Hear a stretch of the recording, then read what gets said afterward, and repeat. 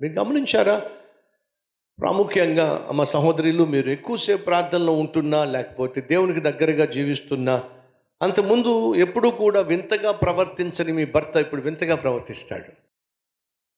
విచిత్రంగా మాట్లాడతాడు, కోపం పెరిగిపోతూ ఉంటుంది, అరిచేస్తూ ఉంటాడు, కేకలేస్తూ ఉంటాడు. గమనించారా? సహోదరులు, మీరు ఇంతకుముందు మీ ఇష్టానుసారంగా జీవించినప్పుడు మీ భార్య కాముగా ఎందుకులే మనిషితో అనవసరంగా ఏదైనా అన్నామంటే కొడతాడు మనిషి అని చెప్పేసి కాముగా ఉండేది. కానీ ఎప్పుడైతే మీరు ఆ త్రాగుడు విడిచిపెట్టేసి, ఆ దుర్మార్గతను విడిచిపెట్టేసి సౌమ్యంగా మారిపోయారో, మీరేమో పిల్లిలాగా తయారయ్యారు. అప్పుడు భార్య ఎలా తయారైంది? అవునా? చెప్పేస్తున్నారు వాళ్ళు, పులిలాగా తయారైందట. నా దగ్గర ఒక కుర్రోడు ఉండేవాడు. వాడు అంతకుముందు ఇష్టానుసారంగా జీవించేవాడు, తాగేవాడు, తిరిగేవాడు, తన్నేవాడు, ఇష్టానుసారంగా జీవించేవాడు. వాడేమో దట్టంగా ఉండేవాడు, వాళ్ళ నాన్నేమో కొంచెం పొట్టిగా అంతంత మాత్రం ఉండేవాడు. వీడు ఇంటికి అర్ధరాత్రి 1 గంటకి 2 గంటలకు వెళ్ళినా సరే తలుపు కొడితే చాలు, వాళ్ళ నాన్న నెమ్మదిగా తలుపు తీసి పక్కకు తప్పుకుంటే వీడు దర్జాగా తాగేసి ఇంట్లోకి వెళ్ళేవాడు. వాళ్ళ నాన్న కిక్కురుమనేవాడు కదా, ఒక మాట అనేవాడు కాదు. ఎందుకని? ఏమో తాగి వచ్చాడు, తన్నదంతటి వీడితో మనకెందుకులే అని చెప్పి కామ్గా పక్క తప్పుకునేవాడు.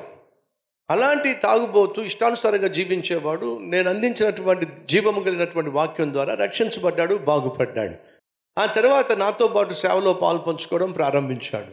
అలా సేవలో పాలు పంచుకొని ఇంటికి వెళ్ళేసరికి 11-12 గంటలు అయినప్పుడు వాళ్ళ నాన్న తలుపు తీసి, ఏంట్రా ఎక్కడి నుంచి వస్తున్నావు?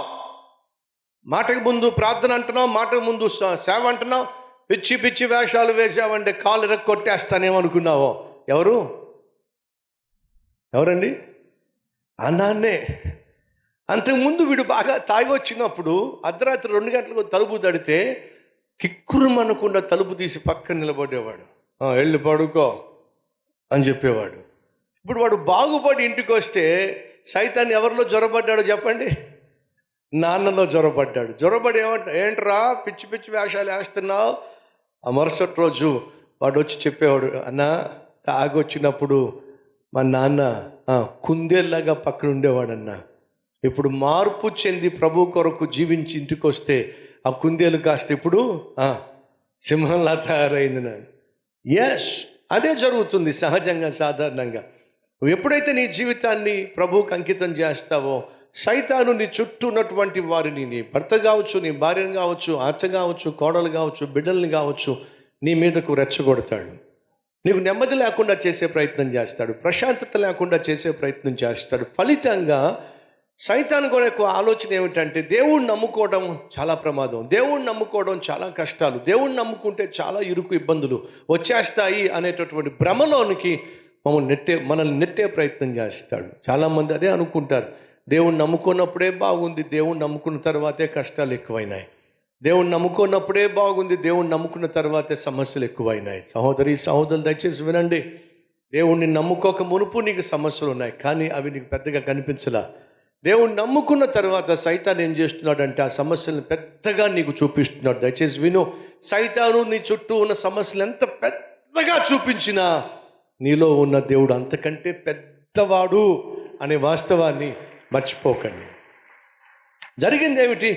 ఇశ్రాయేలీలందరూ కూడా తమను తాము ప్రత్యేకించుకొని పస్తులుండి ప్రార్థన చేస్తూ ఉంటే శత్రువు అమాంతంగా వచ్చి వారి మీద పడిపోయాడు. అది చూసినటువంటి ఇశ్రాయేలీయులు భయపడిపోయారు. అయ్యా సమయంలో ఏం జరుగుతుంది?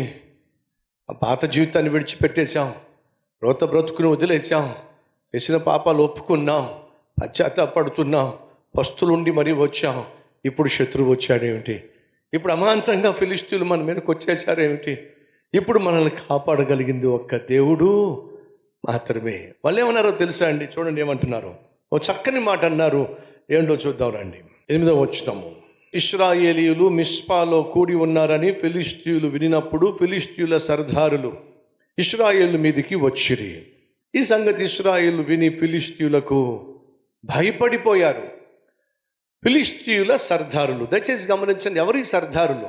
ఫిలిష్తియా అనే దేశంలో లేక ఫిలిష్తీయుల దేశంలో 5 ముఖ్య పట్టణాలు ఉన్నాయి. ఆ 5 ముఖ్య పట్టణాలను పరిపాలించే వారిని సర్దారులు అని అంటారు. మీకు జ్ఞాపకం ఉందా? గొల్లియాతు ఫిలిష్తీయుల దేశం నుండి ఇశ్రాయేలు మీదకి వచ్చాడు. అలా వచ్చినప్పుడు దావీదు గొల్యాతు మీదకి వెళ్ళాడు. వెళ్ళినప్పుడు ఎన్ని రాళ్ళు పట్టుకెళ్ళాడు చెప్పండి? ఎన్ని రాళ్ళు? 5 రాళ్ళు పట్టుకెళ్ళాడు.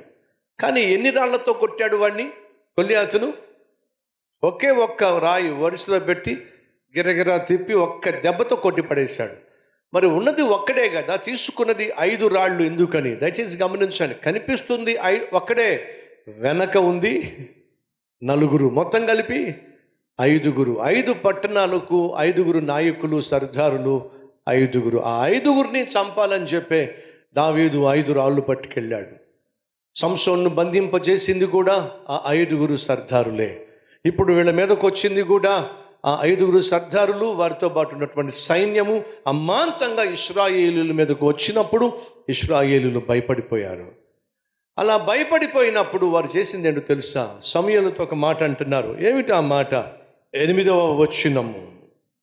వారు భయపడి, మన దేవుడని యెహోవాను ఫిలిష్తీయుల చేతిలో నుండి మనల్ని రక్షించున్నట్లుగా మా కొరకు ఆయనకు ప్రార్థన చేయుట మానవద్దని సమూయేలు వద్ద మనవి చేసిరి. శత్రువు వచ్చేసాడో, అమాంతంగా మీద పడుతున్నాడో, వీళ్ళని బంధించాలి, బాధించాలి అని చెప్పి వాడు ఆశపడుతున్నాడో, అటువంటి సమయంలో ఇశ్రాయేలు ఏమంటున్నాడు తెలుసా? అయ్యా, శత్రువు మా మీదకి వచ్చేసాడో, మమ్మల్ని బంధించాలని ఆ తర్వాత తీసుకుని వెళ్ళి బాధించాలని ప్రయత్నం చేస్తున్నాడు. ఈ శత్రువులలో నుండి మమ్మల్ని విడిపించగలిగింది ఒకే ఒక్కటి. ఏమిటి చెప్పండి? ప్రార్థన. ఏమిటి? ప్రార్థన. అయ్యా, ప్రార్థన చేస్తే మేము విడిపించబడతాం, ప్రార్థన చేస్తే మేము కాపాడబడతాం, ప్రార్థన చేస్తే మేము బ్రతికి బట్టగట్టగలుగుతాం. అయినా సమయంలో ప్రార్థన చేయను ఆయన అని చెప్పి ఇప్పుడు దేని మీద ఆధారపడుతున్నారు వాళ్ళు? ప్రార్థన మీద. సహోదరి సహోదరులు, మన జీవితంలో శత్రువు అమాంతంగా మన మీదకు లేచినప్పుడు, శత్రువు అమాంతంగా మన మీద పడగ విప్పినప్పుడు, శత్రువు అమాంతంగా మన మీద దాడి చేసే ప్రయత్నం చేసినప్పుడు, శత్రు శేషం నుండి, శత్రు భయం నుండి మనము బయటపడాలి అని అంటే ఒకే ఒక్క ఆయుధము, మార్గము, విజయాన్ని ప్రసాదించేది ఏంటో తెలుసా? ప్రభు యొక్క పాదాలు పట్టుకోవడమే మన విజయానికి ఆధారం.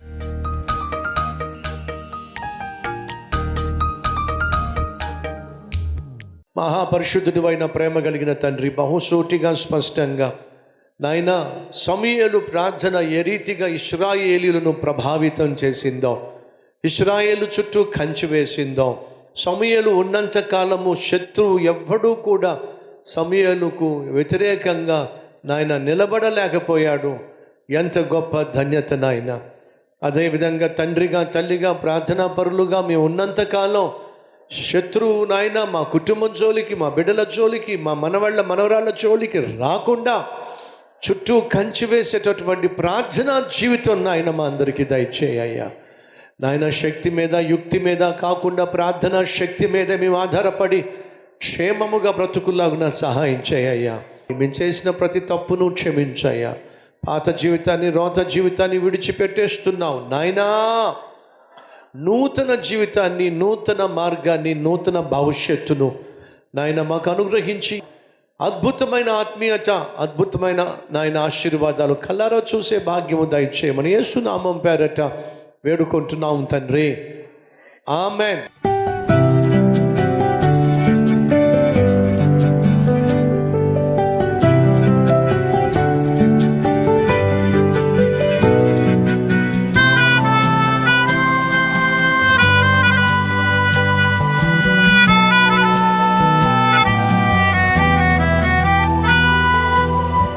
ఫ్రెండ్స్, ఈరోజు అందించిన ఈ క్లుప్త సందేశం మీకు నిజంగా ఆశీర్వాదకరంగా ఉంటే లైక్ చేయండి, 10 మందికి షేర్ చేయండి. అలాగే ఓ చక్కని కామెంట్ పెట్టి మీ యొక్క అభిప్రాయం తెలియజేయాల్సిందిగా కోరుతూ మళ్ళీ కలుసుకుందాం. అంతవరకు సెలవు.